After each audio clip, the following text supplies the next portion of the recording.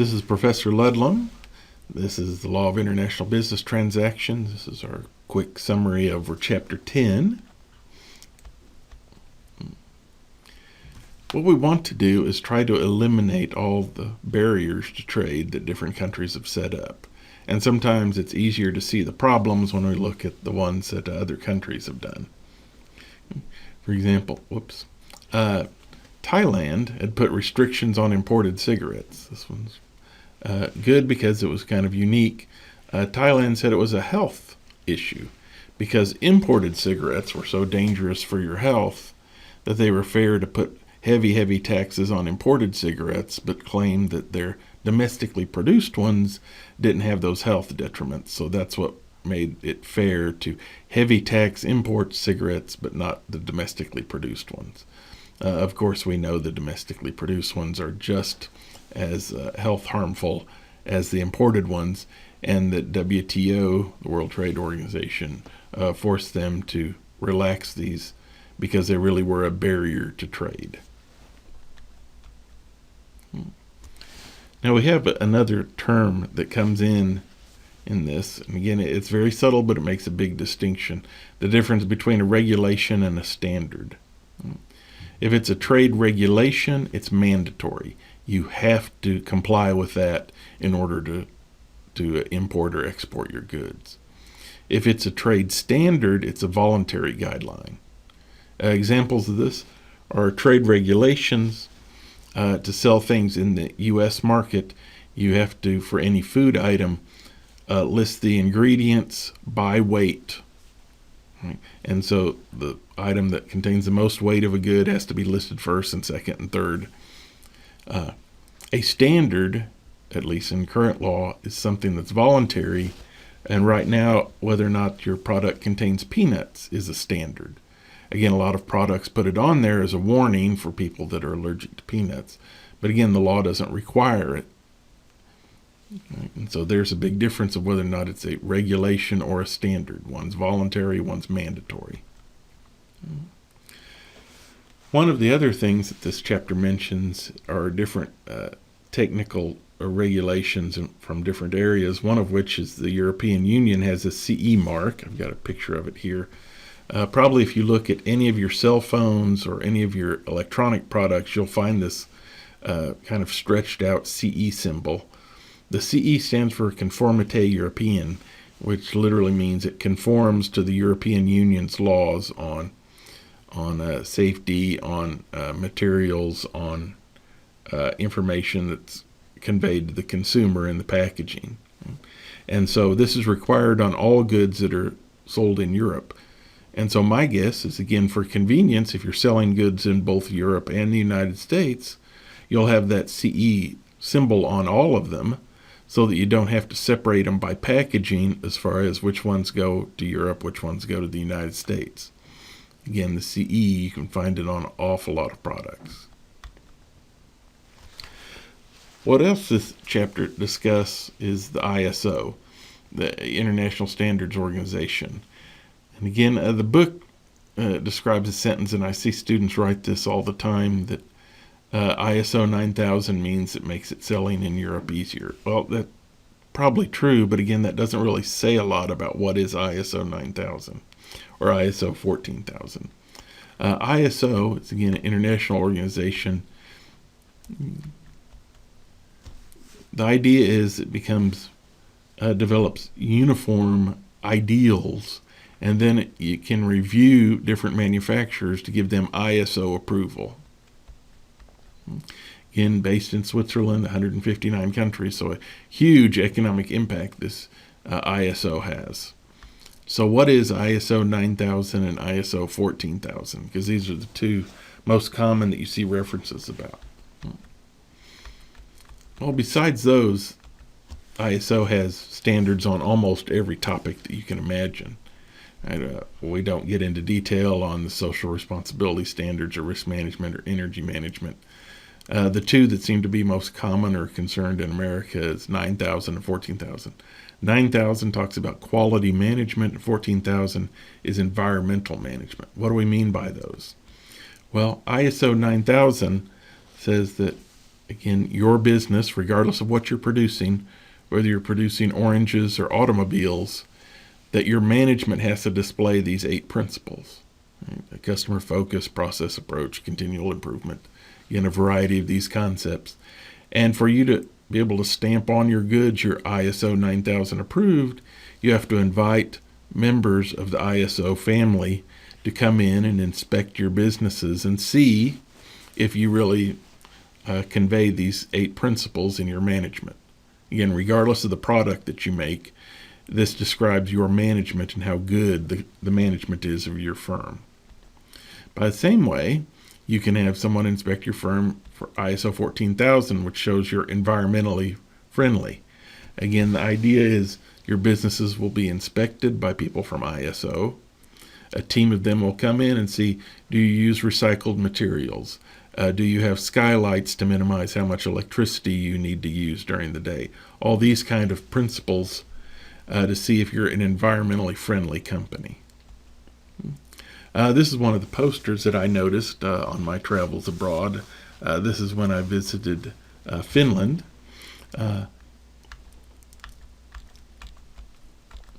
Interestingly, Alco, the business that's celebrating their environmental friendliness, is a chain of liquor stores. And again, the reason why they're environmentally friendly is they have a big recycling program. They encourage recycling glass bottles. They use recycled materials for shelving and that kind of thing. They have skylights to minimize electricity use. Again, all very environmentally friendly, regardless of what product they make. Here they just happen to be a liquor store. Again, the practical part of me says, do these things really matter? What do you get for being approved?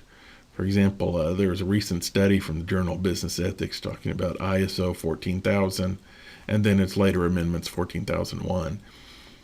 Talk about, does it really benefit the companies to get this approval? Financially, a slight benefit. Again, not much. Their biggest benefit may be kind of this positive image, because they can advertise we're environmentally friendly, and not just because we say we're environmentally friendly, but ISO has inspected our facilities, our ways of conducting business, and they certify independently that we are environmentally friendly.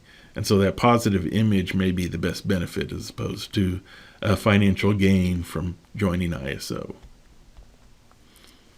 What else do we talk about in this chapter? One of the big issues that comes up as a political problem is government procurement. In other words, when the government of a country is buying things for its own use, can it have a restriction that said it prefers to buy things locally? Or the way it's translated politically in America is, if the U.S. government is paying for it with taxpayers' money, can't we have a restriction on it that says they've got to buy an American product? And GATT says, again, we encourage free trade, but for larger purchases, again, above $197,000 for goods and services or construction contracts over $7 million, you have to allow foreign competition. But if it's a purchase less than $197,000, or a purchase less, construction project less than $7 million, you can openly discriminate and prefer local businesses. So again, let's say the state of Oklahoma decides it's going to buy $100,000 worth of posters for an upcoming centennial event. It can openly discriminate and say it has to be an American company providing these. And even though we've made agreements with the United States for fair trade, because it's a small transaction, we can still openly discriminate. On the other hand, if they buy $1 million worth of those posters, we have to allow foreign competition to let them freely compete. Most people, when they think of trade, we always think of trade in goods. That's everyone's first reaction, is cars, automobiles, machinery, food. But an awful lot of our trade now, 20% of it, give or take, is trade in services. So law, accounting, medicine, architecture, finance, insurance, banking, healthcare. All these kind of things are traded just as easily as buying and selling automobiles or toys or books. And so that's a major part of our trade. One thing that's been a problem and started out as the Doha round, one of the key things it was intending to do is to remove all barriers to agriculture. The problem is in every major industrialized country, we have heavy subsidies for agriculture. It's not really a free market. We have price supports, we have subsidized inputs, subsidized insurance, subsidized borrowing money to buy land. All those kind of things are in agriculture. And so agriculture has always been a constant fight for free trade. One of them that's come up that's harmed America, the European Unions won't let people buy and sell land that has cattle that have been exposed to growth hormones, which are very common in the U.S. And so that means we can't export beef. And so there's been a constant fight about is it really harmful, or is that just simply their way of trying to ban competition from U.S. farms? In textiles, basically foreign competition has wiped out most of the American industry of textiles and clothing. How do they do this? What we call illegal transshipment, or basically a shuffling game. So we heavily tax, let's say, Vietnam for their textiles that are sent to America. So instead of buying goods from Vietnam and paying a big tax, instead an American company may buy the goods from Vietnam, have them shipped to Canada, and in Canada put them in a new box that says made in Canada and ship them into the United States. That's what we mean by illegal transshipments. And a lot of times, since an awful lot of our trade revolves on the honor system, a lot of these transactions can take place. A lot of illegal transshipment because, again, it's not drugs or guns, so it passes the ordinary tests. And it says it's clothing. It looks like clothing when you inspect it. How do you know where the goods came from? So the illegal transshipment is very common, especially in the textile industry. One of the big trade regulations that we have is Section 301 of the Trade Act of 74. And it's referenced just simply Section 301. We have basic as well as super 301. What is the basic 301? Basic 301 gives us discretionary and mandatory actions. And here, again, the cynical part of me comes out. It's mandatory to have trade retaliation if the country harms our economy. It's discretionary, which means it's optional, for us to have trade retaliation if a foreign country uses things like slave labor, prison labor, those kinds of things.